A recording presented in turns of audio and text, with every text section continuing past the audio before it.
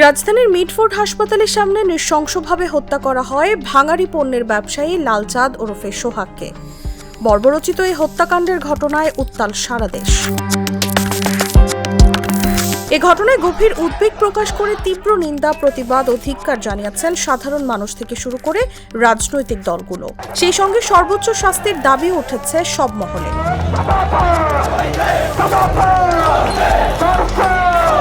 এদিকে হত্যার ঘটনাকে বড়ই দুঃখজনক বলে মন্তব্য করেছেন স্বরাষ্ট্র উপদেষ্টা লেফটেন্যান্ট জেনারেল মোহাম্মদ জাহাঙ্গীর আলম চৌধুরী।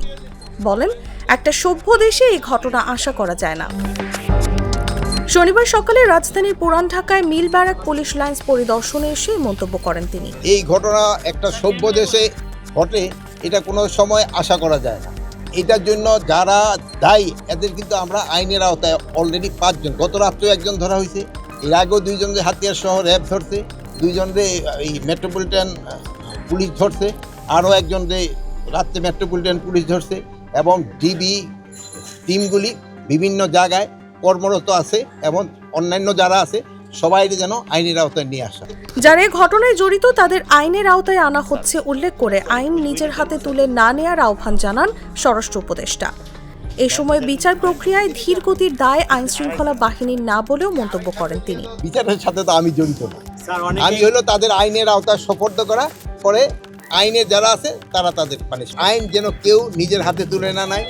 কোনো ঘটনা ঘটলে এটা যেন আইন শৃঙ্খলা বাহিনীর কাছে জানানো হয় এবং আইন শৃঙ্খলা বাহিনী এইটার ব্যবস্থা নেয়। এদিকে প্রকাশ্যে ব্যবসায়ী সোহাগকে নৃশংসভাবে হত্যার ঘটনায় দ্রুত বিচার করে দৃষ্টান্তমূলক শাস্তির ব্যবস্থা নেওয়া হবে বলে জানিয়েছেন আইন উপদেষ্টা ডক্টর আসিফ নজরুল। শনিবার সকালে নিজের ভেরিফাইড ফেসবুক অ্যাকাউন্টে পোস্ট করে এই মন্তব্য করেন তিনি।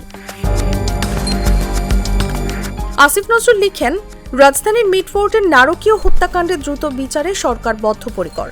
এই ঘটনার সঙ্গে জড়িত 5 জনকে এরই মধ্যে গ্রেফতার করা হয়েছে। পুলিশ সর্বোচ্চ গুরুত্ব দিয়ে তদন্ত শুরু করেছে। পাশবিক এই হত্যাকাণ্ডে দ্রুত বিচার করে দৃষ্টান্তমূলক শাস্তির ব্যবস্থা নেওয়া হবে উল্লেখ করে উপদেষ্টা আরও লিখেন, দায়ীদের বিরুদ্ধে মামলা দ্রুত বিচার ট্রাইব্যুনালে হস্তান্তর করা হবে। দ্রুত বিচার ট্রাইব্যুনাল আইন 2002 এর ধারা 10-এর অধীনে দ্রুততম সময়ের মধ্যে বিচারের ব্যবস্থা করা হবে। তাসলিমা তিথি, জাগো নিউজ।